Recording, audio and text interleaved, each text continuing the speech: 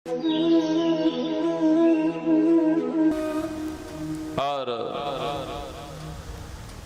रुक्मणी जी के एक सुंदर कन्या भी उत्पन्न हुई,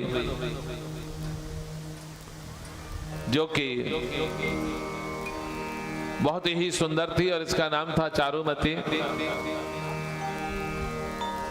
जो कि कृतवर्मा के पुत्र वैलो के साथ में इसका विवाह हुआ था, जो कि बहुत ही बलवान था और दूसरे कामदेव के समान ही था। इस प्रकार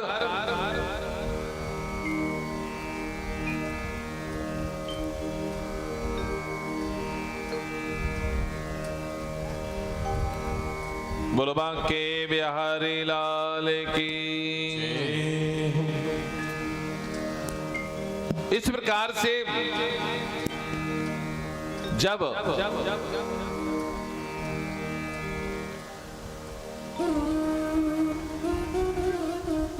रुक्मणी जी की यहाँ पर और प्रद्युम्न जी का जन्म हुआ तो संबासुर नाम का एक दैत्य उनको उठा करके ले गया।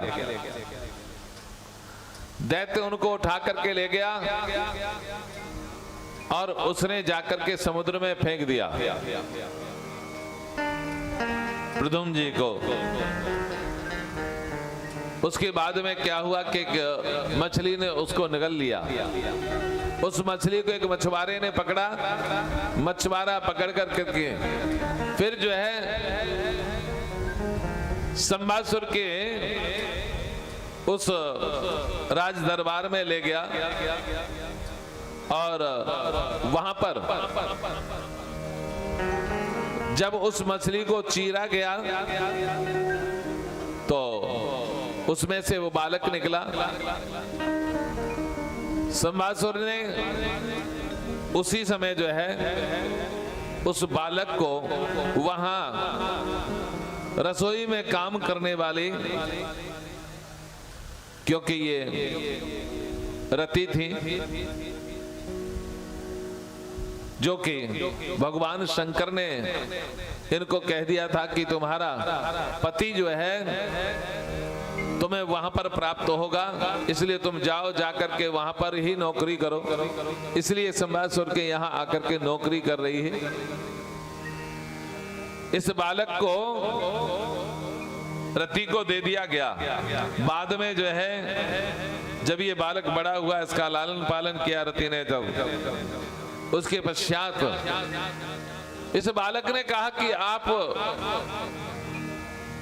अब जो है मेरे साथ में इस तरह का व्यवहार क्यों करती हो, क्योंकि आपने मुझे पाला है, लालन पालन किया है। और फिर अब जो है एक ठीक उसी प्रकार जैसे कि एक स्त्री अपने पति के साथ में व्यवहार करती है, वैसे आप व्यवहार क्यों करती हो।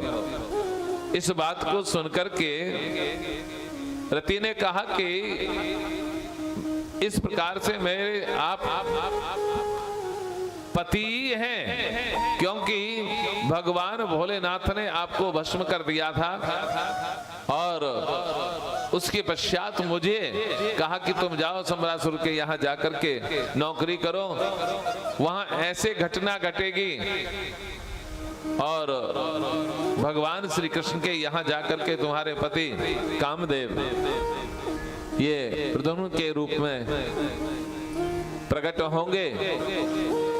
तो इसलिए महाराज उसके पश्चात रति और प्रद्युम्न का पुत्र हुआ, जिसका नाम अनिरुद्ध था।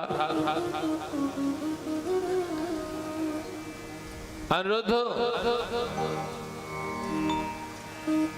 राजा बलि के, दैत्य राजा बलि, उनका जो बड़ा पुत्र था बाणासुर। बाणासुर ये जो है बहुत प्रतापी राजा था। इसने जो है एक बार भगवान शंकर नृत्य कर रहे थे तो इसने जो है वहां तांडव करते हुए भगवान भोलेनाथ के साथ में मृदंग बजाई। तो भगवान ने इसे आशीर्वाद दिया कि तुमने बहुत अच्छी मृदंग बजाई है, इसलिए मैं वरदान देता हूं कि तुम्हारे